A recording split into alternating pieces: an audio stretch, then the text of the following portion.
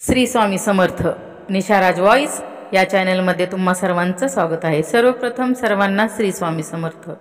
स्वामी समर्थ महाराजांच्या कृपेमुळे तुमच्या सगळ्या चांगल्या इच्छा पूर्ण हो अशी स्वामीचरणी प्रार्थना करते आणि आजच्या व्हिडिओला सुरुवात करते। तर शारदीय नवरात्र लवकरच सुरू होणार आहे।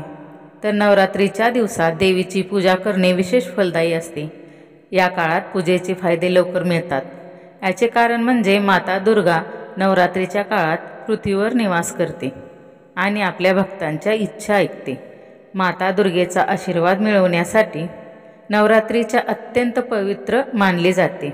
नवरात्रीपूर्वीच लोक घरोघरी तयारीला लागतात। शारदीय नवरात्रीला लवकरच सुरुवात होणार आहे। तर त्यामुळे तुम्हाला आई जगदंबेचा आशीर्वाद घ्यायचा असेल तर शारदीय नवरात्री सुरू होण्यापूर्वीच घरातून काही वस्तू बाहेर टाकून द्यायच्या आहेत, कारण या वस्तू घरात नकारात्मक ऊर्जा आणतात। तर चला मग त्या वस्तू कोणत्या आहेत ते बघूया।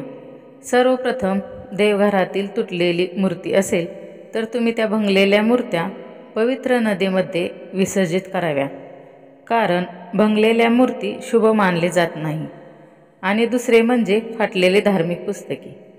वास्तुशास्त्रानुसार फाटलेली धार्मिक पुस्तके काही घरात ठेवू नये। कोणतेही धार्मिक ग्रंथ फाटला असेल तर तो नवरात्रीच्या आधी वाहत्या पाण्यात विसर्जित करावा। आणि तिसरं म्हणजे तुटलेल्या काचा। घरातून नकारात्मक ऊर्जा आकर्षित होते, त्यामुळे आर्थिक स्थिती कमकुवत होऊ लागते। त्यामुळे नवरात्री येण्याआधीच घरातील काचेच्या तुटलेल्या वस्तू काढून टाकून द्या। आणि तुमच्या घरात जर जुने शूज चप्पल पडलेले असतील तर तेही तुम्ही नवरात्री सुरू होण्याआधी बाहेर फेकून द्या। वास्तुशास्त्राप्रमाणे जुने शूज आणि चप्पल घरात ठेवल्याने नकारात्मक ऊर्जा येते। महिलांनो, ह्या सगळ्या वस्तू तुम्ही घरातून बाहेर टाकून द्या आणि आई जगदंबेच्या स्वागतासाठी तयार व्हा।